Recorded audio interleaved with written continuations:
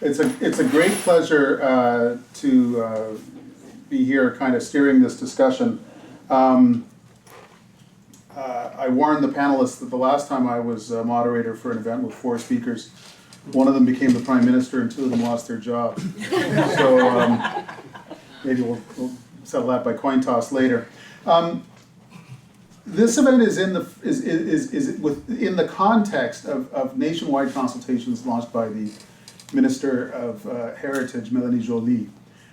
It is one of more than 70 different consultations on different topics launched by various ministers and organizations within the new-ish federal government on subjects ranging from democratic reform to public safety and security to military procurement to international development. It's I've actually seen this happen where liberal members of parliament ask themselves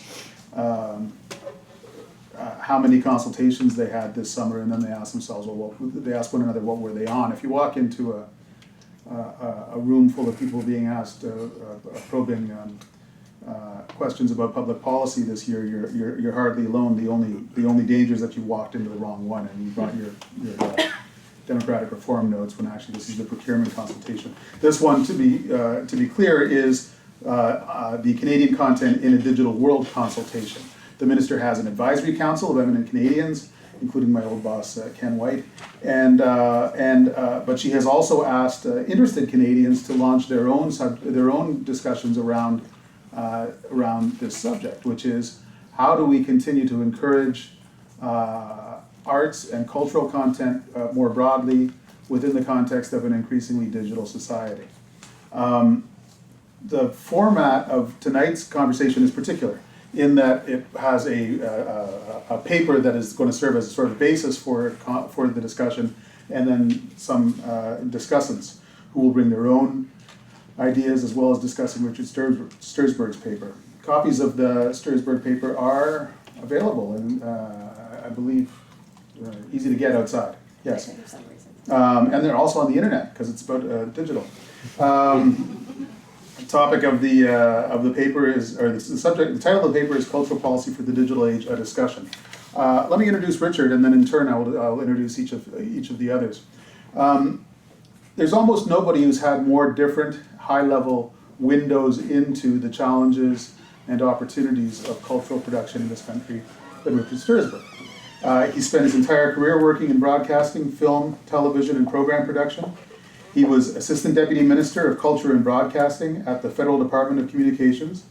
He was President of the Canadian Cable Television Association, CEO of Star Choice and CanCom, which is now Shaw Direct. He was Chairman of the Canadian Television Fund. He was Executive Director of Telefilm Canada, and he was Head of English Services at the CBC for several years. That latter stint was the subject of a kind of a rollicking book of his adventures at the broadcaster. He will present the broad outlines of his paper, which contains both some surprising diagnostics, the extraordinary amount of federal money that has gone into supporting cultural production in Canada, and the extremely limited impact that has had on reaching English-speaking Canadian audiences and on reaching export markets. And then he has some really quite bold policy prescriptions for how to turn that around. But I won't scoop him too thoroughly. We'll let him make his pitch. Richard? Thanks.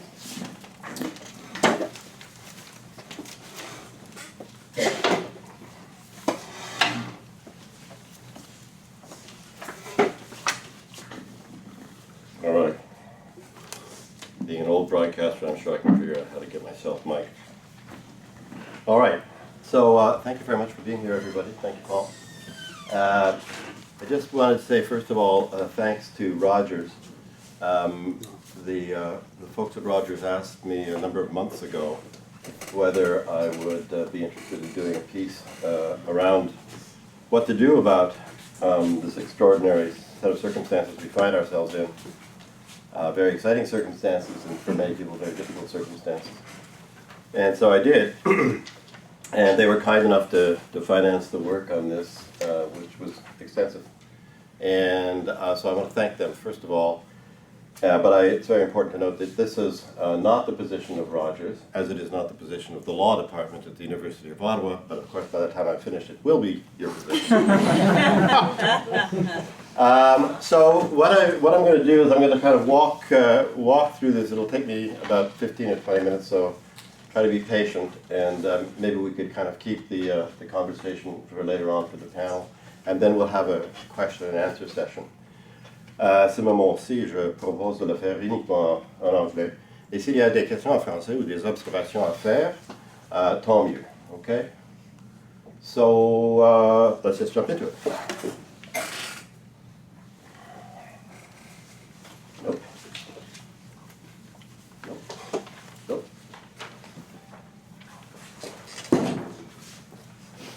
Aha! Okay, just to set the context for you a little bit, when the minister started this cultural policy review, she laid emphasis on a number of things that had not historically been emphasized in terms of Canadian cultural policy. She said the key objective is to strengthen the creation, discovery, and export of Canadian content. The emphasis on discovery in the sense that now we're awash in content as a result of the internet. And export, which has not historically been one of the great goals of Canadian cultural policy. She has cast the focus very, very broadly. She wants to talk about pretty much everything: television, radio, film, digital media, books, newspapers, and magazines. This presentation doesn't deal with a couple of them. It doesn't deal really with books, and it has very little to say about radio, but deals with most of the others. She makes a couple of points which I think are really important points when we think about this. One is that this is a policy. She wants a policy that is not restrictive or protectionist in any way, which I think is wise. And secondly, she lays particular emphasis on the notion that if we are to be successful in exporting and making great things, then it is absolutely key that we will have to have strong, adaptable, and competitive businesses, these are her words, that are able to manage risk effectively, diversify revenue, attract investment from many sources. And I think that's also correct. She said that everything's on the table, so I thought, let's see if there's a way through everything in a fashion that might be a little bit coherent. This is the first and most important point, of course, is this shows you by age what people are doing on screens. So this shows you how many hours per week they're spending by age group. And of course, here's the folks there sitting on the internet, 18 to 24, not watching much TV. And even people 55 are still now more on the internet than they are watching TV. And these numbers, of course, have just been going up year after year after year. So people consume more off the internet than they do by way of television. And television historically is overwhelmingly the most important cultural product, measured by the number of hours that people spend consuming it. So this is a very big shift, and this big shift has created a whole bunch of very interesting new opportunities for people, but it has stressed, and I'm going to show you the nature of the stress, a lot of the traditional media industries very, very significantly. Now, I think one of the things to be prudent about this we have to bear in mind is there should be a couple of principles. One is, we don't know where any of this is going. And so the premise has to be that we don't know what business models will succeed in the future as a result of this vast digital disruption, and we don't know what consumer demand is going to look like. So whatever mechanisms we create by way of policy for the future, they have to allow the market to decide, and not people sitting in offices in Ottawa, Toronto, or Montreal. Okay, these are very important differences. So those are the kind of premises that underpin a lot of what I have to say about all this stuff. Now, just to give, this is a little bit of background, but I think it's important. I don't know, some people I think will be more familiar with this with others, and if you are, I apologize for going over things you know. But I think it's very important to understand these things. Historically, the most important source of revenue for financing Canadian content is advertising. And that's true because it was the central source of financing for newspapers, it was the central source of financing for Canadian television. Now what's happened is that this traditional source of financing is now going away. So more and more what people don't want to buy is ads in newspapers or ads on television. They want to buy digital ads. That's what they want. So if you were to look at it this year, right now, well, this is actually 2014 numbers, so these numbers are already 2 years old. The total size of the Canadian advertising market was about $12 billion, of which $4 billion was digital, so about a third. $2.5 billion was conventional television, and about the same amount for newspapers. When you project out where this is going, then what is going to happen by 2020, the total size of the advertising market is likely to be about $16 billion from 2014 forward, and the projections are that 50% of that will be digital. Now the problem with digital advertising is it doesn't stay in Canada. All that digital advertising rolls down into the States, and some estimates are, the estimates from the New York Times, although Goldman Sachs is slightly less, are that 85% of all digital advertising goes to Google and to Facebook. So this money basically streams out. So what you have is a situation where the Canadian advertising revenues are now streaming out of the country and will increasingly do so to large social media and search companies. And I think that the other thing, which I'm going to come back to on a number of times, is that when you buy a digital ad from a company that is located outside of Canada, it does not attract tax. You don't pay HST on it. So if I buy an ad from a Canadian newspaper, I pay HST. If I buy an ad from Google, I don't. And you'll see, I'll show you what the consequences of this are in a moment. So what's this all meant for traditional media?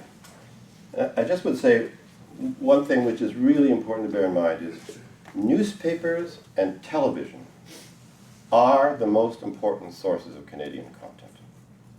Period. They dwarf everything else. So television, right in 2014-15, spent about $2.7 billion on Canadian program production, and newspapers would have spent almost as much on the creation of Canadian content. They are overwhelmingly the biggest sources of news, they are the biggest sources of drama, and they are the biggest sources of comedy. But we find ourselves in a situation now, because the revenues that supported newspapers and conventional television are going now to Google and to Facebook, that they find themselves in a state of, which is really a kind of perilous state financially. All Canadian conventional television networks, by which I mean the CTV, Global, City, the CBC, are losing money. And they have been losing money for a while. And all of the news shows that they put on are losing money. The newspapers, of course, are, I mean, it's not just in Canada that the newspapers are in big trouble. They're in big trouble all over the world. And the trouble in Canada is particularly profound because of the extensive concentration of the news. I mean, Post Media owns essentially almost all of the local papers, with the exception of the Toronto Star and the Winnipeg Free Press and the Globe and Mail. So it's intensely concentrated, and Post Media is in very, very difficult financial circumstances. But newspapers and television are the only sources of local news, and it's interesting that in the minister's own thing, she's put a particular emphasis on the centrality of being able to maintain local news. I mean, for my part, I was saying to Kate earlier on, it's not clear to me how you have a democratic society when you have no news. And clearly, if they're going to continue to lose money, they're not going to continue in business. So, how have we supported Canadian content in the past? This is a quick primer for those of you. So, the CRTC mandates that we spend a bunch of money, that the broadcasters spend and cable companies spend a bunch of money. Cable companies and satellite companies have to spend 5% of their gross cable revenues, and that money principally goes to finance the Canadian Media Fund, as well as their community stations. For broadcasters themselves, they have to spend 30% of their gross revenues on program production. That together, that 5% plus the 30%, is what drives the $2.7 billion of program production that I mentioned earlier on. Now, there are as well agencies that finance directly. We have obviously Telefilm for movies. It's been around for a long time. The CMF, which is principally concerned with television, mostly drama, comedy, kids, and documentaries. And we have CAVCO, which provides tax credits. And for those of you who aren't familiar, the way it works is very simple. You get a tax credit based on the amount of labor that you employ in making a production. And then what you do is you say to the CAVCO, the Canadian Audiovisual Certification Office, this is what I'm planning to do. They say that's fine. Once you do it, then you file with them, and then they send you a check. This cost the federal government, this collection of agencies cost the federal government about $650 million. And then there's the national institutions, the CBC, which is just over $1 billion in federal cash, and the NFB, which is about $60 million. There's a small magazine fund, which is $75 million. But the newspapers have historically received nothing. Nor has television news received anything. It does not qualify for tax credits, doesn't qualify for CMF, qualifies for nothing. And digital content, there's really very little. If you do some shows, then the CMF will insist that you have kind of digital piece attached to it. But when we tried to estimate the amount of money that CMF and Telefilm were spending on digital, it's around, we think it's around 10%. It's hard to make out exactly, but this is surprising because you can see from the earlier numbers that people are spending, of course, more and more time consuming digital content. Some of that, admittedly, is television and films, but on the internet they're consuming a whole bunch of other stuff. So, but there's a few things that I think are really important to conclusions to draw from the nature of these programs. First of all, they've been exclusively platform specific, which is to say that the only platforms that can trigger the federal money are television and feature films. Film screens, television screens. So despite the fact that more people are spending way more time on the internet, no internet-based platform can trigger financial subsidy. The money is spent overwhelmingly for drama and comedy. There's, as I was saying, there's nothing for news. There's very, very little for digital content. And the money, this is an important point, the money is prioritized to the independent producers.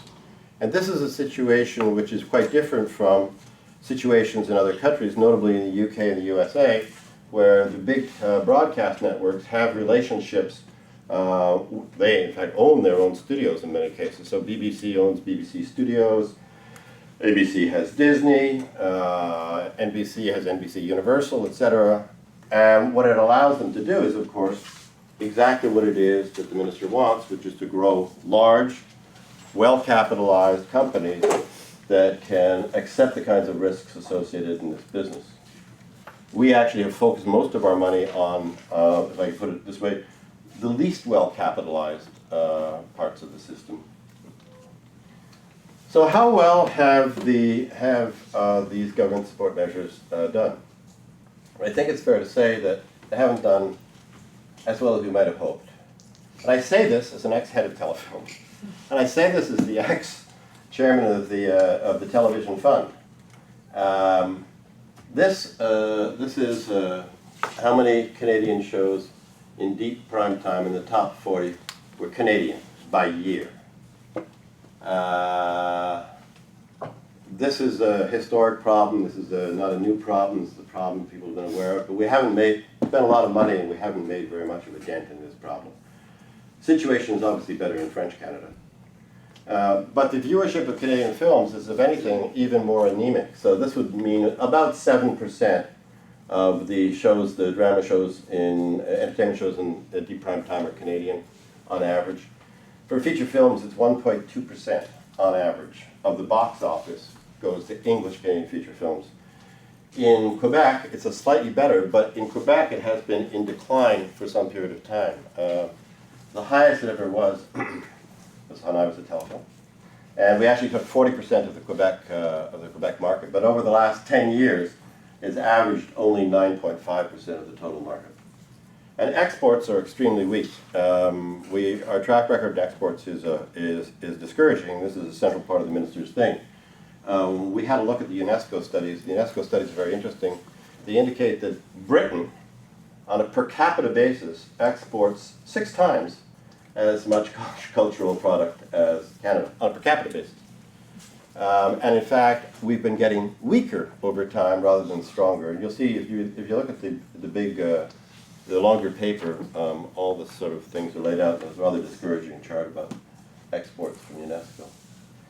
So what do we say here? So the first thing is, I think what we need a new funding model.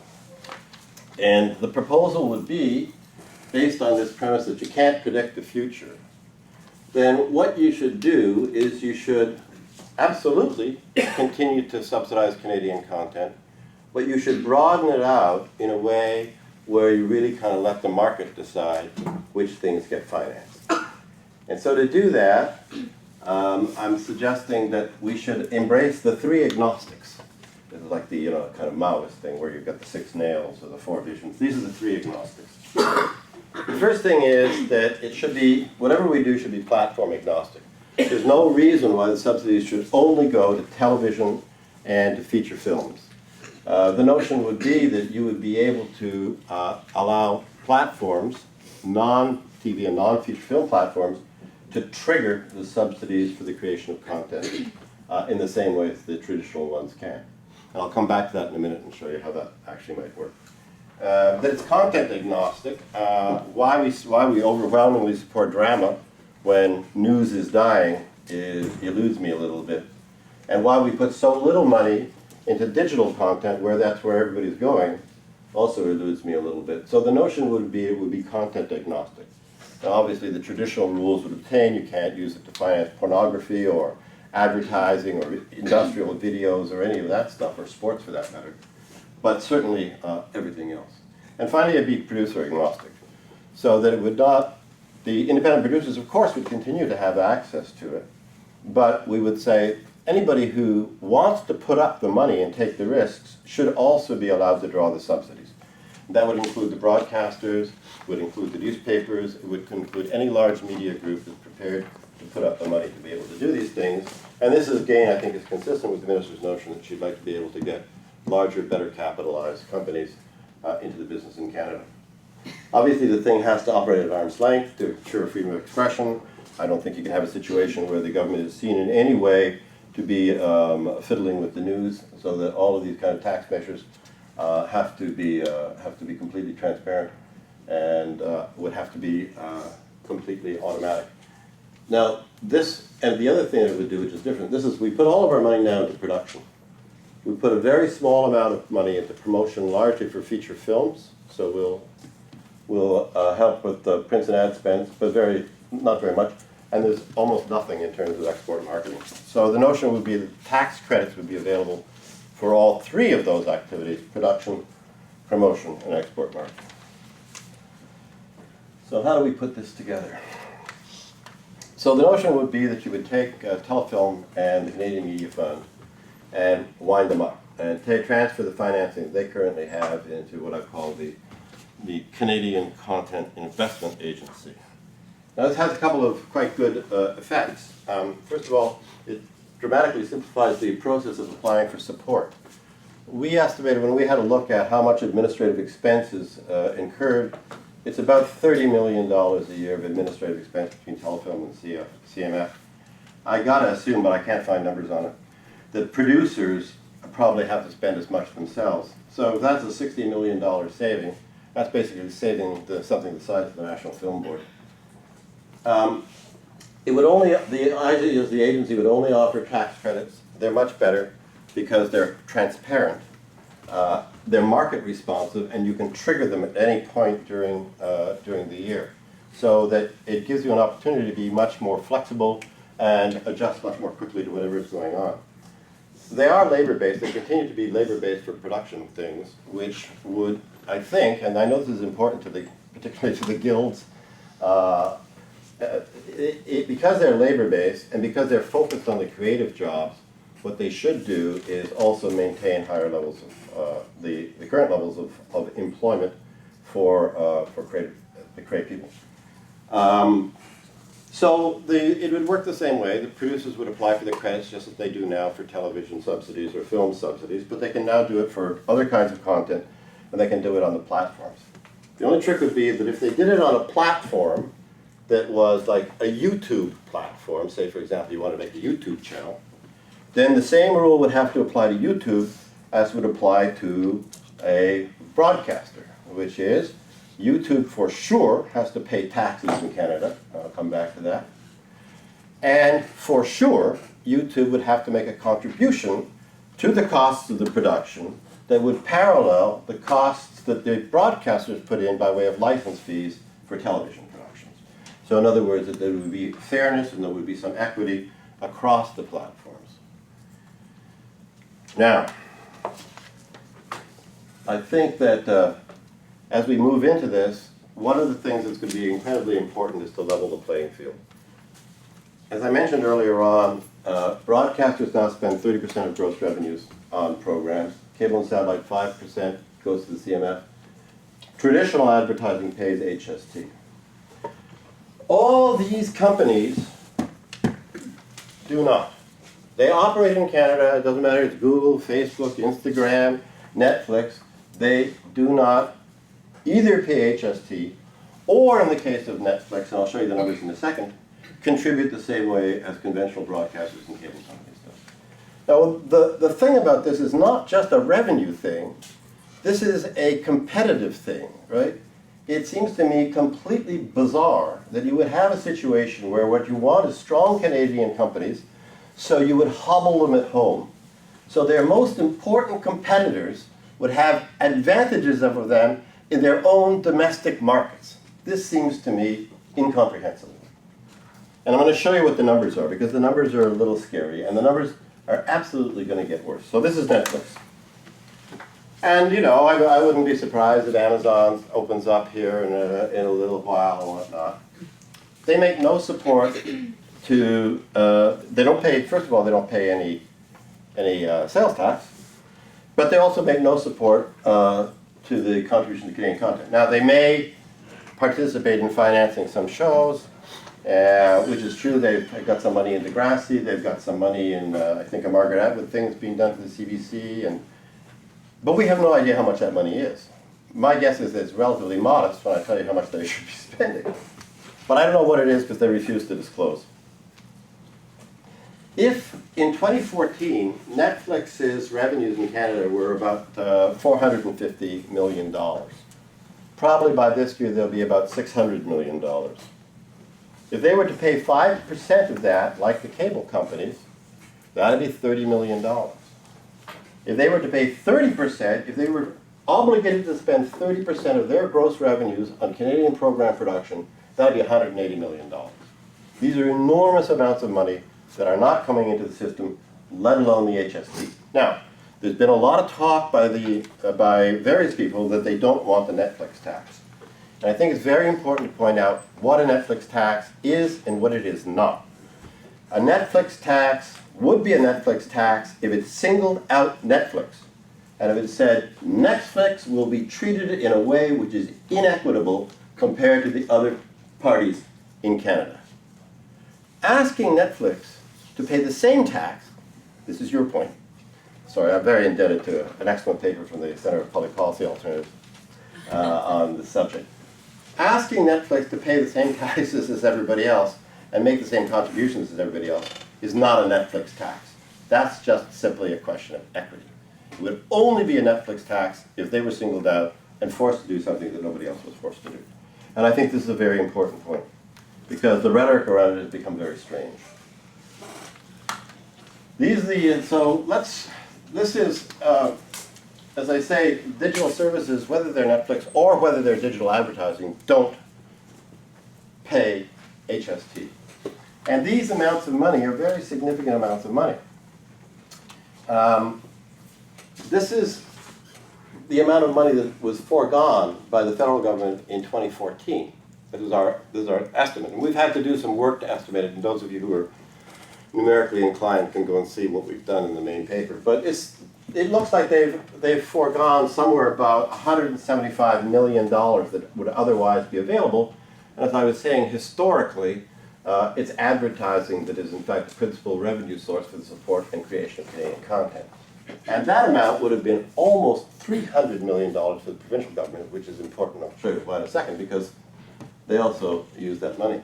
But the money gets bigger and bigger, obviously, as time goes on, and as the amount of the total proportion of digital revenue increases. So we think it's going to be around $300 million for the federal government, maybe $500 million for the provincial governments, foregone in 2020. And again, this is a question of equity. If I'm a newspaper selling advertising in Canada to a Canadian company, and I tell you you're going to have to, pay 13% HST, versus Google, who says, oh, I can sell it to you, you don't have to pay 13% HST. Again, the question is, why would you hobble the Canadian companies within their own market? Now, finally, this is I promise I'm almost done. This is a point that I think, because I'm so old, I can actually remember these things. In the 1970s and 80s, there was a very similar sort of problem that had arisen where Canadian advertising revenue was flowing out of the country. And it was flowing principally to the border broadcasting stations. So what would happen is that, a Canadian company would say, and you could get them on cable, or in some cases over the air in the earliest days, and people would say, okay, fine, I'll go and advertise on the border broadcaster. But it was also applied to magazines and everything else. It was applied to everything. So the Canadian government said, okay, no, this won't do. The rule is that if you are a Canadian company and you advertise on a foreign, with a foreign company, then the amount of money that you have spent by way of advertising expense is ineligible as a legitimate expense for tax purposes in Canada. That's what they did. The Americans hated this. They ran around the room, they jumped up and down, their hair went on fire. And the interesting thing was that despite the fact this was originally brought in by a liberal government, the conservative government, and then the next liberal government, all of them said, sorry, too bad, that's what we're going to do because it's essential to protect the geographical integrity of our own market. Now then, when you look and you say, well, how much of that money was actually repatriated as a result of those changes to the Income Tax Act? It looks like about 25% of it. So you say, well, if we were to do the same thing now, and we were to repatriate 25% of the digital advertising money that is currently flowing to Google and to Facebook in the United States, how much of that money, how much do we think that money is? We think it could become an enormous amount of money. We think it could become as much as $1.4 billion by 2020. This would be $1.4 billion, which would remain in Canada, and which would then be spent with Canadian digital advertising, but also for Canadian newspaper advertising, Canadian television advertising, et cetera, et cetera. A very large amount of money. And the other thing about this piece of money is, this is not a draw on the federal treasury. So the federal government doesn't have to spend any more money. This is money that is already being spent by Canadian companies, but now is being repatriated on the basis of the same rules that we used in the 70s and 80s when we found ourselves in this problem. Here we go, Dave. There's one other thing I think we really need to think about, which is the production services tax credit. This is the tax credit that's given to foreigners to come into Canada to shoot television shows and movies. This costs the government a lot of money. This cost the government in 2015 about $165 million. It's a lot of money. And it's a lot of money, and it's interesting against the objectives of the minister, which is to have more exports.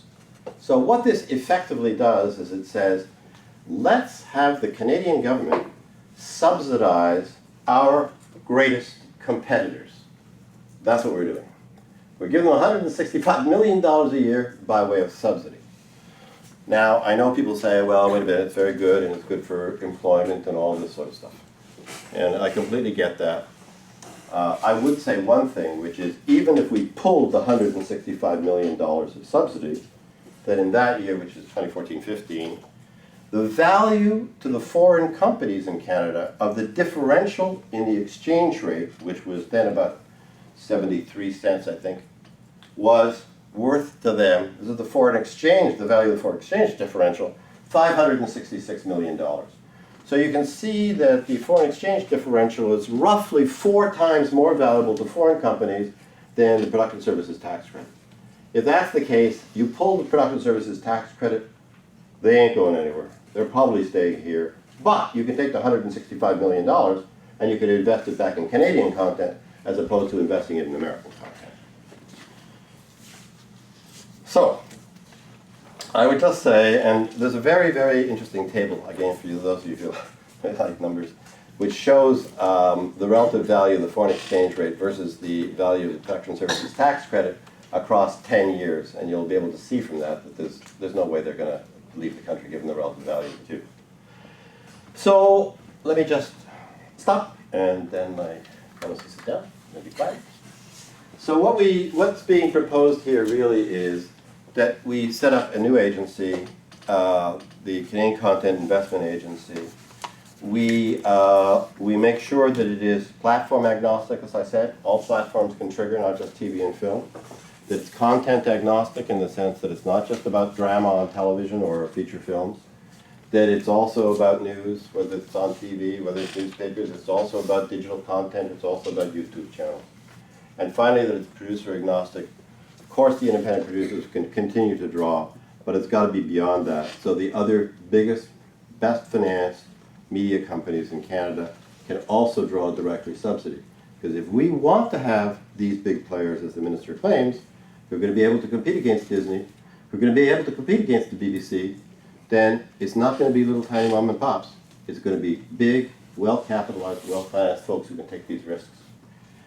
But of course, if you're going to do all this, then it's a good idea if you can find a little bit more dough. So that's why a lot of these things are around the issue of how can we find some more money. And I think what we can find is that we can find a considerable amount more money. This is just at the federal level, somewhere between $350 and $500 million by 2020, when you expand the pool of people who can draw. But over and above that, we can also provide very significant support to Canadian media by having exactly the same rule as we did in the 70s and 80s with respect to the Board of Broadcasters. That's it. I'm finished. Thank you very much for your kind attention.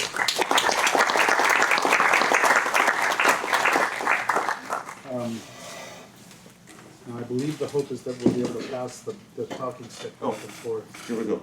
I'll take it over.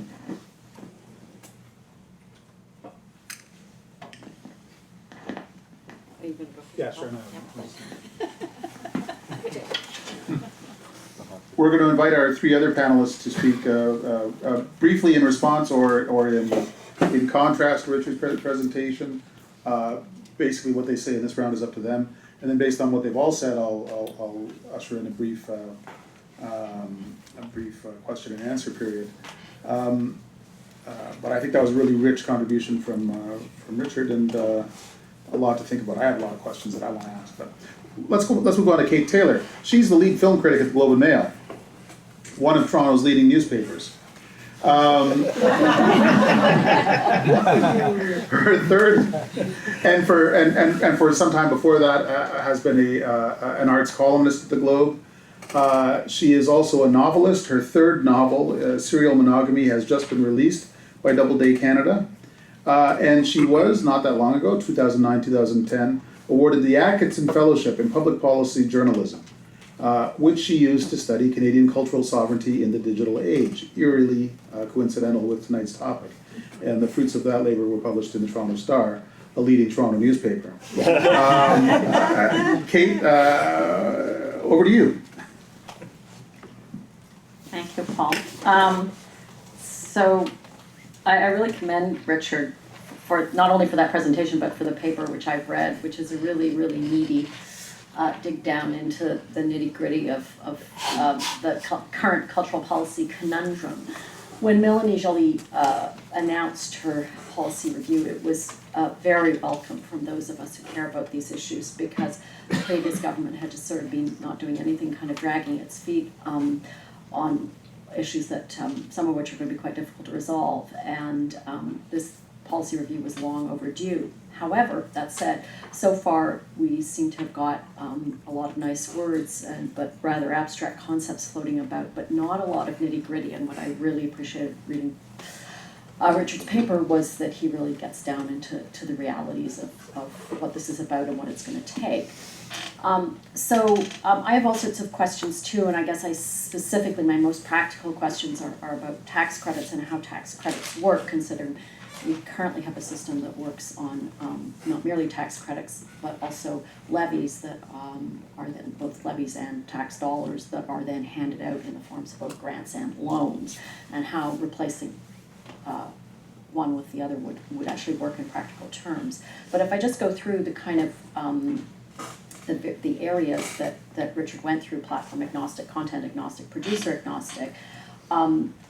On the producer agnostic, I think that's a very welcome idea, that we want to see larger producers, we want to see the broadcasters involved as producers, and specifically, obviously, a lot of people have thought for a long time that if Canadian broadcasters were more involved in Canadian film, Canadians would see a lot more Canadian film.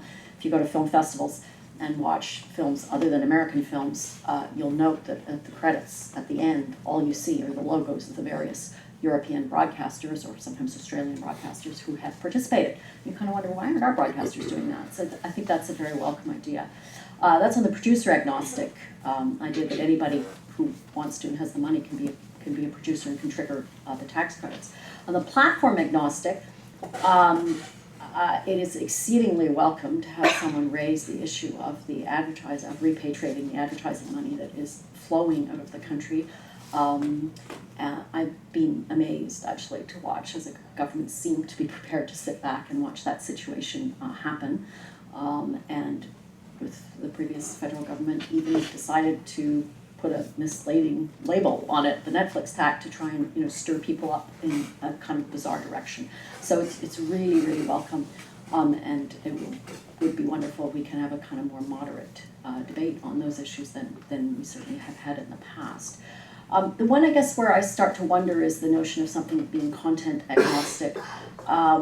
I guess because obviously if they're tax credits, they'll simply be triggered by the demand of the producers to make this content, not by any sense that we want one particular content over another, having eliminated obviously pornography and advertising and trade videos from the outset. But generally it will be all content.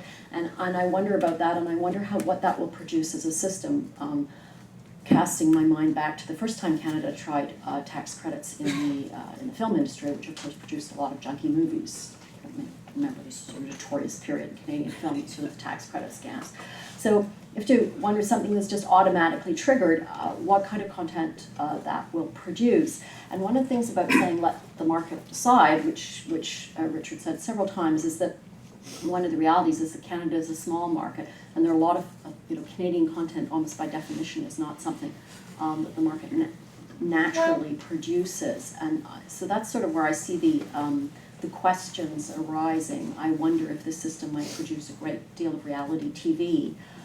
If you look at newspapers, area obviously dear to my heart, the marketplace loves the content newspapers produce. It just doesn't want to pay for it. So I search anything on Google these days and I get a whole bunch of hits, and half of those hits, top of the list, are the Globe and Mail, the Guardian, the Toronto Star, whatever, they're newspapers. So everybody seems to love what newspapers produce, but they don't want to pay for it. So ultimately I would see a tax credit system as just really sort of deferring the inevitable, that they might buy newspapers time, but that ultimately if people won't pay for your product, then you don't have a market. So that's really where my key questions would be, is on the notion of having a pure tax credit system without the kind of quite frankly judgments on particular types of content being more valuable than others that we've made in the past. Although I should say, if you dig deep into the report, Richard does have the idea that there will be a separate category of particularly important programming that the market does not support at all, such as Aboriginal language, French language outside Quebec, English language inside Quebec, and that would be hived off and given to the Canada Council as an area. So anyway, those were the sort of questions that the paper brought out for me. Thanks, Kate. Michael Geist is a local. He's a law professor at the University of Ottawa, very local. He's a building. We're here at the university. He holds the Canada Research Chair in Internet and E-commerce Law, and that is after a sinuous, parcours sinueux, as we would say in French. He studied at Osgoode Hall, Cambridge University, Columbia Law School, and then again at Columbia. He has, I think, one of the finest collections of hoodies of any Canadian lawyer. And he's the editor of many books. As the editor, as the author of only 2 books, I'm a little jealous. I could rattle off the titles, but I'm sure he will be eager to if you ask him afterwards. He's one of the leading Canadian experts on copyright and on digital media. And we'll let you address these topics, Michael. Great, thanks, Paul, and thanks to Florian and Rogers for pulling this together. So I too congratulate Richard for a paper that I think raises some interesting, really interesting and thought-provoking issues. There's stuff that I'd love if we have time later to get into around some of his comments around newspapers and the notion that only newspapers can provide us with local news coverage, which I actually think is being disproved on a daily basis even here in Canada, and the relative absence of video games from the discussion when we talk about culture, which I think is important.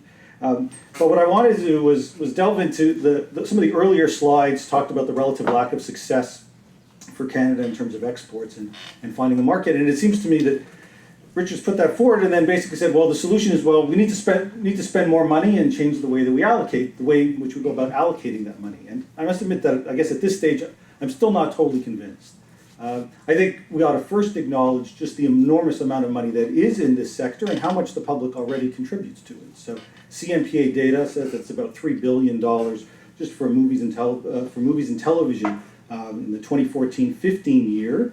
That's up $230 million from the year before. That's up $500 million from 5 years earlier. There is a lot of money coming into the system, and according to the CMPA, we pay for it. Almost half of that comes from public contributions, whether that's through tax credits or grants or a range of different things. So we are already, as a public, spending billions of dollars, and the suggestion is now, let's spend more. Let's find new sources. And I can certainly I think it's good to have a discussion about where we might find that money.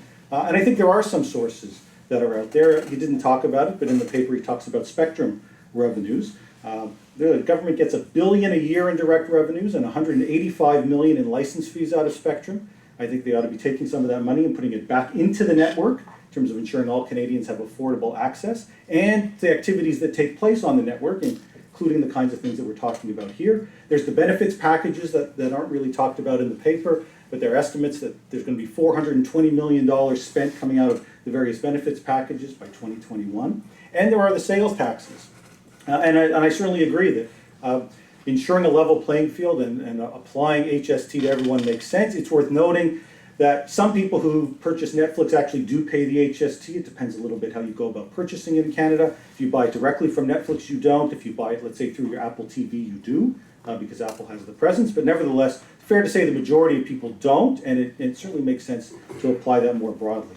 I'm somewhat more uncomfortable with some of the other kinds of proposals, though. So for advertising, for example, and not an issue with the HST side, but that notion of let's stop the income tax change that took place a number of years ago, and that'll ensure that advertising dollars stay in Canada. I just don't think that's accurate. I think first off, services like Google actually in some instances are collecting ad revenue based on ads that they are putting on these very Canadian sites. That's how the Canadian sites themselves often are generating revenue. And the idea that the public or that advertisers are suddenly going to say, well, I can't have a write-off on it, so let me find some other ad place to place my ads, when we just saw from the slide that all the eyeballs are now moving to the internet, I just think isn't accurate. People are going to go to digital advertising. The question is whether or not we want to ensure that our e-commerce companies and our other companies advertising online are competitive or not. And if we want to make them less competitive, we'll say that we're going to increase your costs of doing so, and ultimately consumers will pay the price. I'm similarly concerned about Netflix, and he didn't talk about it here, and ISP taxes, which have come up on a fairly regular basis.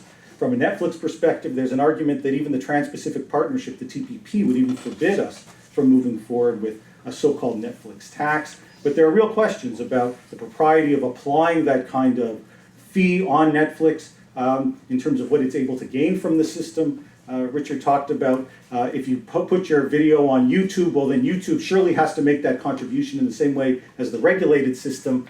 That scares me when we talk about, well, let's in a sense bring YouTube and other online sites into a regulated system. I don't think regulating the internet or sites on the internet is really the way to go.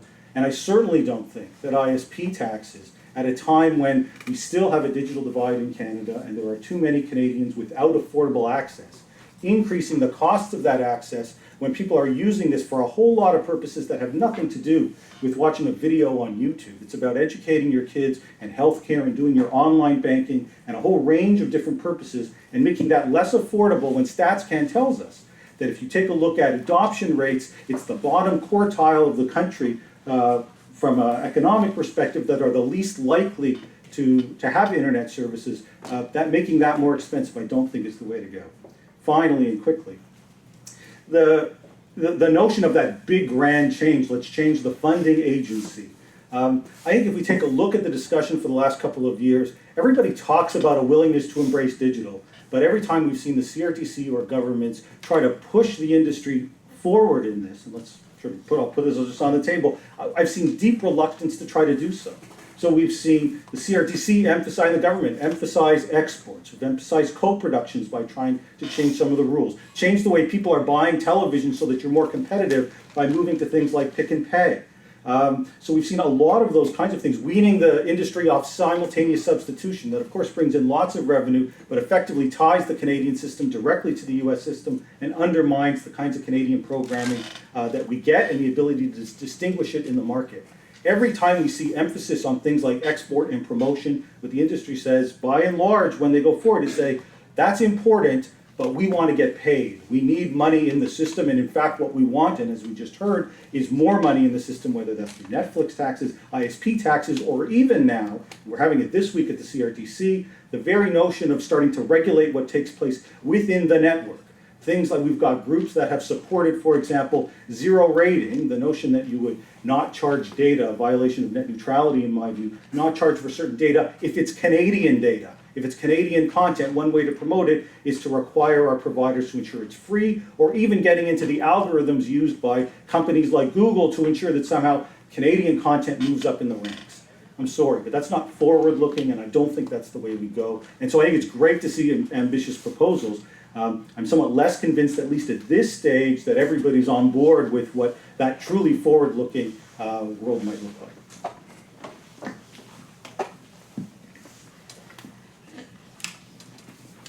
Well, this just got fun. We will make sure that we have a bit of time to discuss back and forth. I suspect Richard will want to respond on some of that.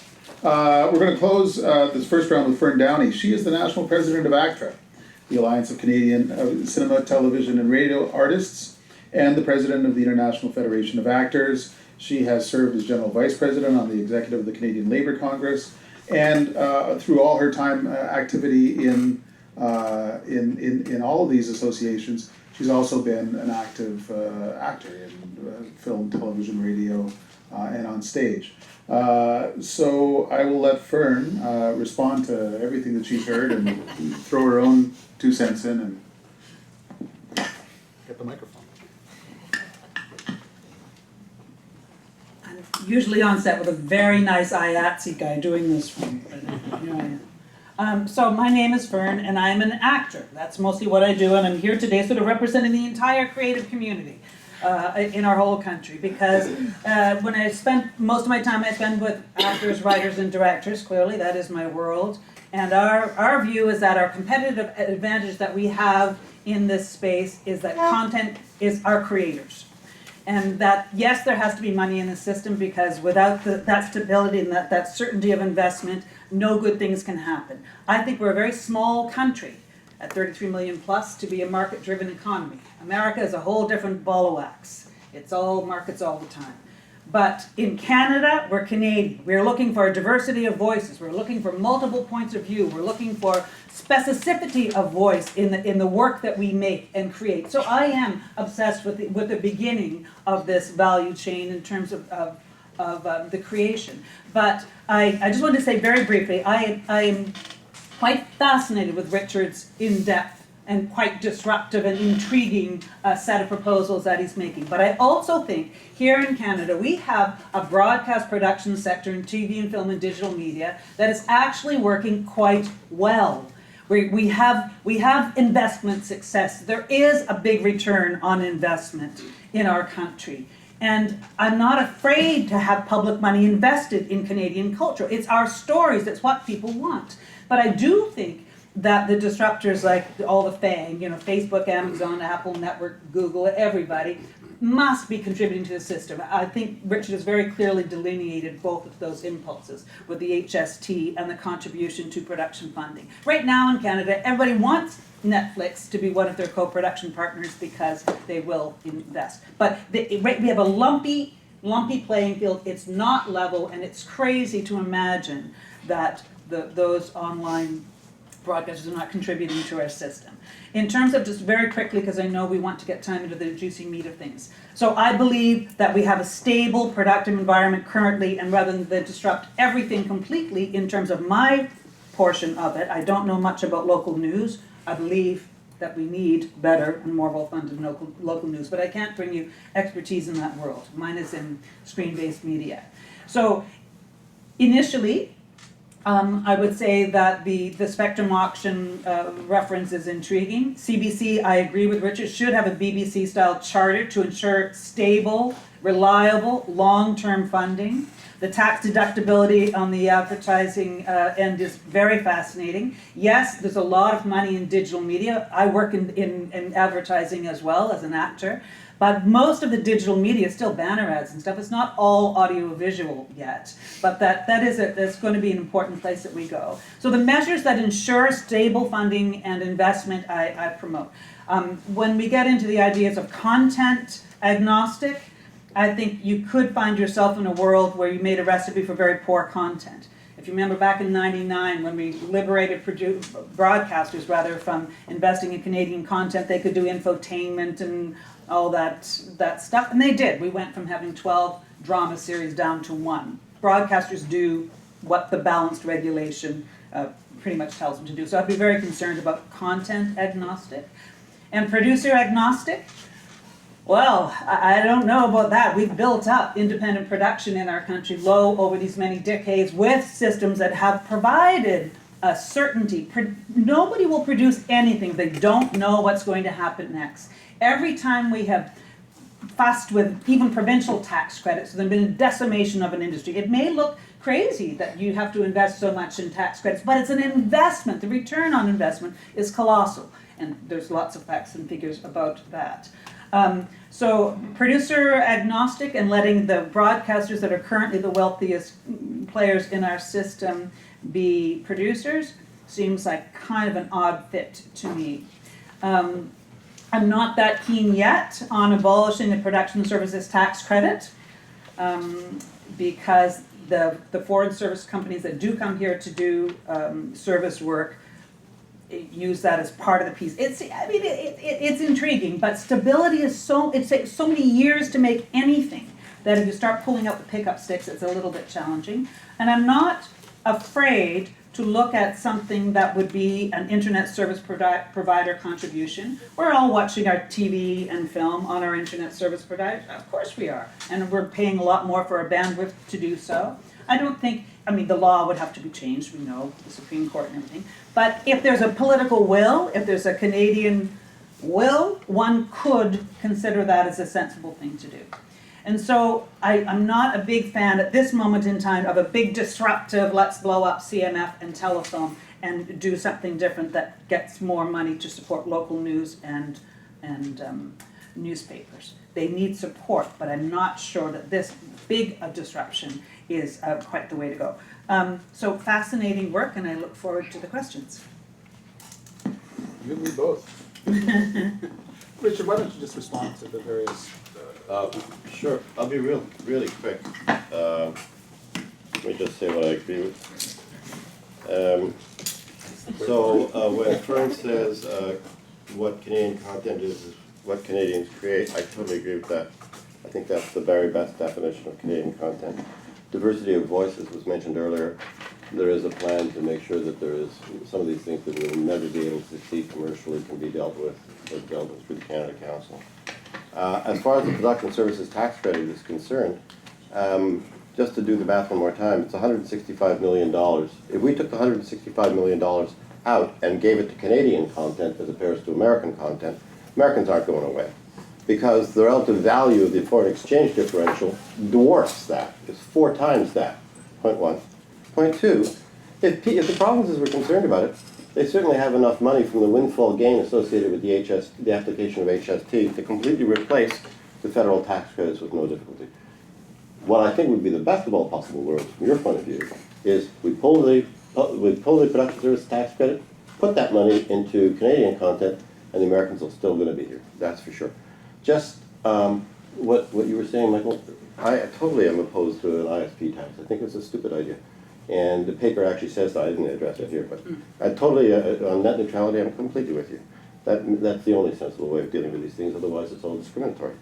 I would just make 1 or 2 other tiny points on what you said, which is that if we have YouTube pay for, contribute to the content that gets made, I'm not talking about regulating YouTube, I'm just saying that if a producer comes and says, I want to make a YouTube channel and draw some of the subsidies, then we would say, that's fine, so long as A, YouTube also makes a contribution, like the broadcasters do with their fees. If YouTube declines, they decline. There's no regulation on YouTube. It's purely incentive-based. The other thing I would just say about tax shelters, which is the tax shelter schemes were a completely different thing from a tax credit scheme. The way the tax credit schemes work is that right now tax credits on average are about 11% of the cost of production for television. On average. You'll see there's a table in there that I can bore you with. The CMF adds in another roughly 11%. So the total average costs of television production, 22% are from tax credits and CMF. What it means is, of course, if you roll the CMF in, there's enough money within the system, if you double the value of the tax credits, to hold the television producers harmless. But here's the real point, which is, why would people make DREC? All right, this is your question. First, it's not a tax shelter. But secondly, what it means is that the other 68% of the money has to be found. Sorry, 78% of the money has to be found. Now, generally speaking, if you're a big broadcaster, you're not going to say, I'm going to put up 78% of the money to make DREC that's going to have no audiences and B, no export value. So there is still an equilibrating kind of market mechanism in here. And the other final thing I would say is that the notion, I have no problem if you want to extend what's limited. Right now, tax credits, CMF, et cetera, as I was saying earlier, they don't apply to pornography, they don't apply. I'd be happy for it to be extended to things like algorithmically based aggregators. No. You can't get any money because you're not actually creating anything, right? So I'd be happy to say that. If you hate reality shows and you hate cooking shows, I'm even okay with that. And I agree that some of the things that got financed when they were like E-Canada, I mean, it didn't make a lot of sense. So anyhow, we can draw the boundaries any way we want. But within the boundaries, once we define what it is we want, then I think the key to this thing is really to let the market function much more effectively than it currently does. That's it. I have 2 really fun questions that I'm dying to ask, but does anyone in the audience have questions based on all of this? Here. Yeah. Should identify yourself. So. Okay, my name is John Anderson, and I'm the person who wrote that Richard referred to, wrote this study for the Canadian Centre for Policy Alternatives called an over-the-top exemption. which looks at exactly the whole history of Netflix and Google, etc., and why we don't tax them. And I would say that it's not a question, it's not just the HST, that they don't collect the HST, which is totally dysfunctional as far as Canadian companies are concerned, but it's also they don't even pay income tax on the business that they do can. Now most countries around the world are changing their policy on this issue, except Canada. And I guess my question is to the panel is, I've been disappointed with the present government, with the minister on this issue, where she has said no Netflix tax on a couple of occasions. And I would like to know how we can change the attitude of the present government so that they start with creating a level playing field. We can discuss what that playing field should be, and some excellent suggestions there. But I think that the question is we need that level playing field. So how do we create and why does the government doesn't seem to be right away saying this is an important thing to do, and how do we convince them to do it? Who wants in on this? I'll make a comment if you like. And then I think Kate. Don one. Yeah, I think first of all you should read John's paper. It's a very good paper. And the other thing that he does very well in the paper, which I cite in my paper, is the extent to which other jurisdictions, all of Europe, everybody from South Africa to Japan, has been dealing with these issues of digital services head on, in terms of making sure they're taxed and making sure that they behave as good corporate citizens wherever they happen to be. So that's interesting because Canada stands out exactly as you say. I think my own feeling is that first of all, it's very important to understand what I was saying earlier on, what a Netflix tax is and isn't. I think if what the minister was saying is that a Netflix tax is something that would apply uniquely to Netflix and single them out to be disadvantaged, then she would be right to say that's not appropriate. But surely it is not a Netflix tax when you say that Netflix simply has to play by exactly the same rules as everybody else in the country. That's not a Netflix tax. That's just a tax of general application. So I think that it's just important to make this distinction, and I'm sure that's exactly what the minister had in her mind when she was saying that there would be no Netflix tax, but that obviously Netflix would have to play by the same rules as everybody else. Yeah, I just was going to note about it that I think it comes out of a sort of misrepresentation of the issue, as Richard has pointed out, and that's one thing I found refreshing about the paper, and that there's a kind of technological triumphalism that somehow, because it's Netflix or Google, that it somehow is something that was not created by humans, somehow it's special. And I don't hear anyone saying, no Nordstrom tax. Nordstrom has just opened in Canada, and you go by there and buy clothes, and so I think it's being misrepresented to the public, and I mean, I found it annoying when the previous government did it. I find it really surprising the current government doesn't understand the way they're playing somebody else's game when they use that kind of terminology about it. Okay, so the terminology is certainly a problem, because we use Netflix tax to mean a whole lot of different things. I don't think anyone's really thought that it's solely a tax on Netflix, to be honest. I mean, I think that's just the shorthand because they've got 5 million subscribers, and certainly for the prior government, that was an easy way to make them understand what people thought they were talking about. On sales taxes and income taxes, I agree with you. And in fact, I think a lot of countries are moving in that direction. There are complications, to be sure. Saying that you ought to collect HST on every digital service sounds really good until you realize there are a lot of digital services that might sell $5,000 worth of service into the Canadian market, and the cost potentially of collection for that company, never mind for Canadian tax authorities, and multiply that over 100 different jurisdictions that you might sell into, get incredibly expensive. And so it's easy to say, well, obviously we ought to have it. I think we are going to move to it, and the OECD is actually working on it. But there are issues from a compliance perspective. What is the level, the threshold that you set? Because surely you're not going to require it on everyone. And the same is true for income tax, which has become very controversial with some of the large technology companies, especially in Europe and elsewhere, where income tax hasn't been paid. That's different from contributions, though, and which is what I think people are referring to when they're talking about Netflix taxes. And I think there are differences. It's not the same as walking over to Nordstrom and buying a pair of shoes. That's just a general sales tax. This The equivalent might well be to say, Nordstrom, you do really well selling shoes. You got to make a contribution to help the various shoe industries, shoe manufacturers in Canada, help them become more competitive because they're having a really tough time with some of these other foreign players who are bringing shoes into the marketplace. Now, frankly, I hate the analogies with the physical and the digital because I don't think they really work. What does work in this environment, though, is to recognize that Paul's paper and Kate's paper are also video providers. My university is a video provider. We're videoing this and we'll make it available. The number of people that offer up the same kind of audio-visual content that Netflix does and that YouTube does, sometimes directly monetized, sometimes not, is soon going to be equivalent to the number of people who are offering stuff online because it all moves in that direction. Do we tax them all? Do we regulate them all? Do we say that if it's available to Canadians, all of this is subject to it? This is not about technological determinism. This is recognizing that, in fact, this is not such a simple issue to address. In fact, it's highly complicated, and a system that is developed primarily around the notion of contribution, and then the various companies ultimately get back in the sense of being able to make use of some of the things that they're help funding, doesn't necessarily apply to a company like a Netflix.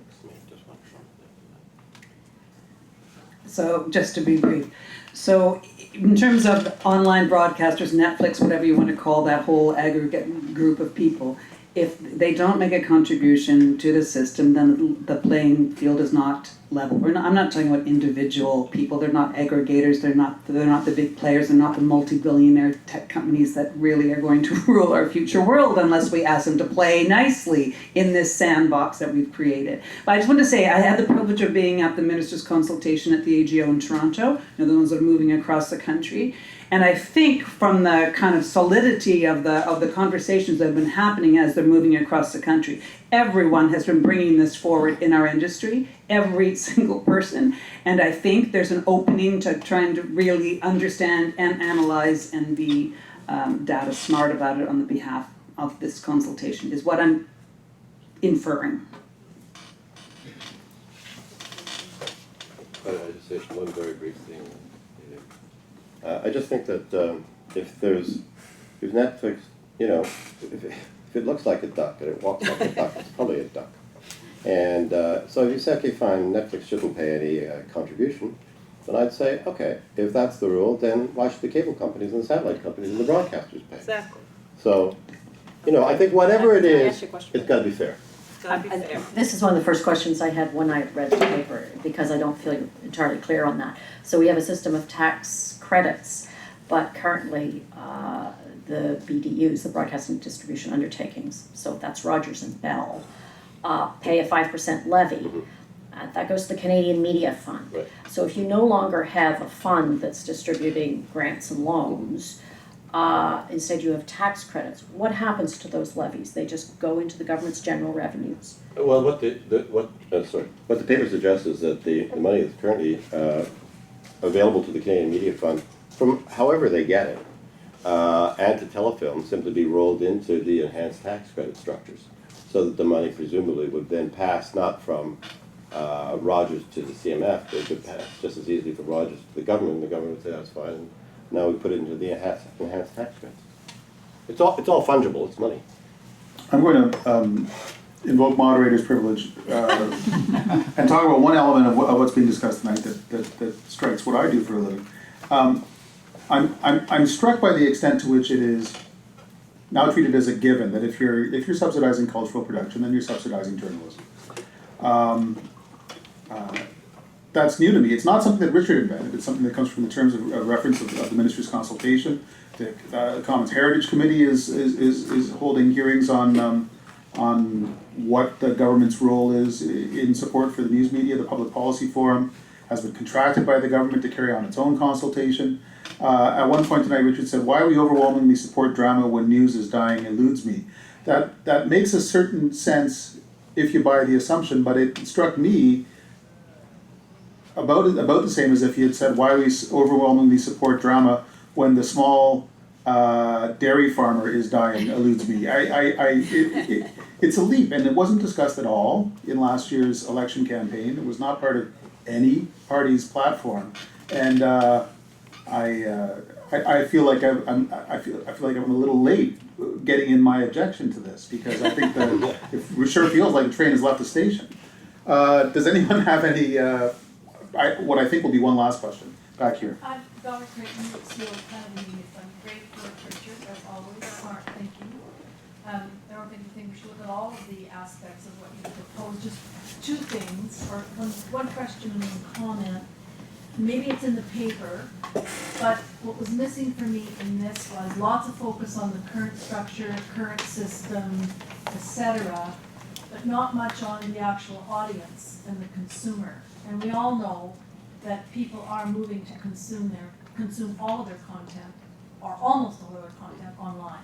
In fact, a lot of the argument we made to the minister about the spectrum piece was the cause and effect that as people cut their cord and cable, they're sometimes watching the very same content through internet services, their broadband is going up, so maybe there's some quid pro quo there. But as this whole thing moves to an online environment, especially as all of us die off and the younger generation takes hold of consumption of content, I don't know if you've got that in the paper or if that was part of the way you thought about things, because, you know, just, was it yesterday or the day before, there was a thing in the media about CBS and YouTube making a deal for some of their content moving online, their linear content. So that force has left the station. It doesn't matter if it's Netflix or YouTube or anybody else. Consumers are looking for content in the digital area that they can click on immediately and find and enjoy or move ahead with. And how that affects our whole traditional system is pretty frightening. So that's just a question on the audience piece seems to be missing to me in all of this dialogue. Second thing, I would just encourage you to not box in diverse and Aboriginal content to a place where it'll never make any money. I think that's a very false assumption. And if you look at Australia, their largest rated television series on ABC is Where the Red Fern Grows, and it's the highest rated, biggest piece of moneymaker that Australia's ever seen. So I think our potential in Canada is for some of that content to do the same. We just had a documentary win a Peabody Award that comes out of a community that's not the traditional white sector. So just encourage you not to box those people into the grifters who are just taking it off the system to make whatever they do, because I don't think that's a fair characterization of that content. Just a couple of quick comments. On your first comment, yeah, I completely agree, and that's why the whole notion that it has to be platform agnostic, so that any platform can trigger. That's the notion, and that's, I completely agree with you about that. And the other thing is, if people came up with, you know, a great Aboriginal television series in Canada, then there's no reason why they couldn't. It's not to say they can't have a great Aboriginal television series financed through all these sort of larger mechanisms. It's just that, and that would be great. I totally agree with you, and that could very well happen. It's just to say that in what we've seen so far, we've had to single out some things like, you know, English language things in Quebec and blah, blah, blah. So I just took that stuff and I said, okay, fine, let's make sure we protect it while we're going into this larger world, and let's have somebody manage it who's like, that's what they do. But it's not to say that you couldn't make a great Aboriginal television series. Absolutely. All right. I want to thank all of our panelists for bringing their expertise and their unique perspective from their fields to this discussion. I want to talk Richard Stursberg for doing quite a bit more than kicking it off with an extraordinarily rich and detailed discussion.